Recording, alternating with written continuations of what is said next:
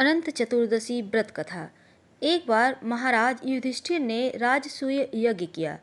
उस समय यज्ञ मंडप का निर्माण सुंदर तो था ही, अद्भुत भी था। यह यज्ञ मंडप इतना मनोरम था कि जल और थल की भिन्नता प्रतीत ही नहीं होती थी। जल में स्थल तथा स्थल में जल की भांति प्रतीत होती थी।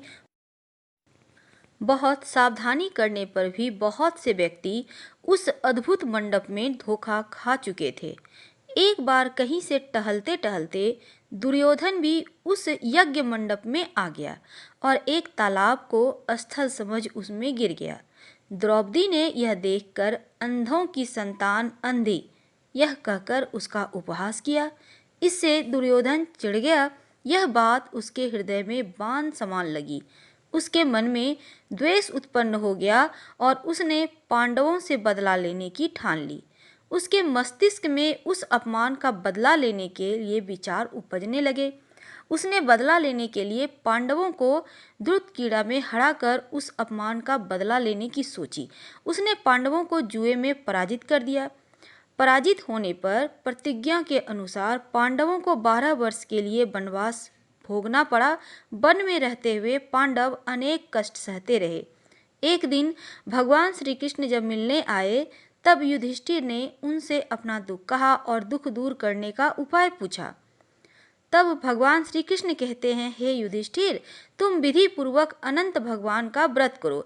इससे तुम्हारा सारा संकट दूर हो जाएगा और तुम्हारा खोया हुआ राज्य पुनः तुम्हें प्राप्त होगा।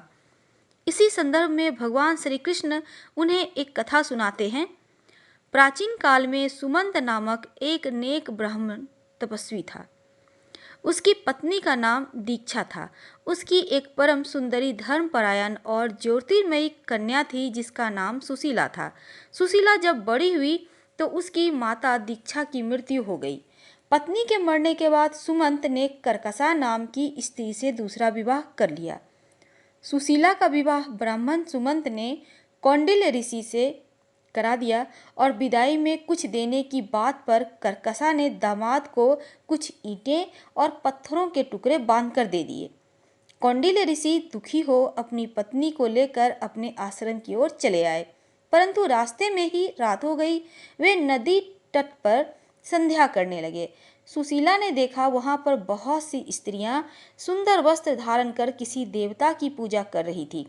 सुशीला के पूछने पर उन्होंने विधि पूर्वक अनंत व्रत की महत्ता बताई। सुशीला ने वहीं उस व्रत का अनुष्ठान किया और 14 गांठों वाला डोरा हाथ में बांधकर ऋषि कौंडिल्य के पास आई। कौंडिल्य ने सुशीला से डोरे के बारे में पूछा तो उसने सारी बात बता दी। उन्होंने डोरे को तोड़कर अग्नि में कौंडिल्य ऋषि डाल दिए। इससे भगवान अनंत जी का अपमान हुआ। परिणाम स्वरूप ऋषि कौंडिल्य दुखी रहने लगे। उनकी सारी संपत्ति नष्ट हो गई। इस दरिद्रता का उन्होंने अपनी पत्नी से कारण पूछा। तब सुशीला ने अनंत भगवान का डोरा जलाने की बात कही। पश्चाताप करते हुए ऋषि कौंडिल्य अनंत डोरे की प्राप्ति के लिए वन में चले गए। वन में कई दिनों तक भटकते भटकते निराश होकर एक दिन भूमि पर गिर पड़े। तब अनंत भगवान प्रकट होकर कहते हैं, हे कौंडिल्य, तुमने मेरा तिरस्कार किया था, उसी से तुम्हें इतना कष्ट भोगना पड़ा। तुम दुखी हुए, अब तुमने पश्चाताप किया है, मैं तुमसे प्रसन्न हूँ। अब तुम घर जाकर विधि पूर्वक अनंत व्रत करो। 14 वर्ष पर्यंत व्रत करने से तुम्हारा दुख दूर हो जाएगा। तुम धन धान्य से संपन्न हो जाओगे।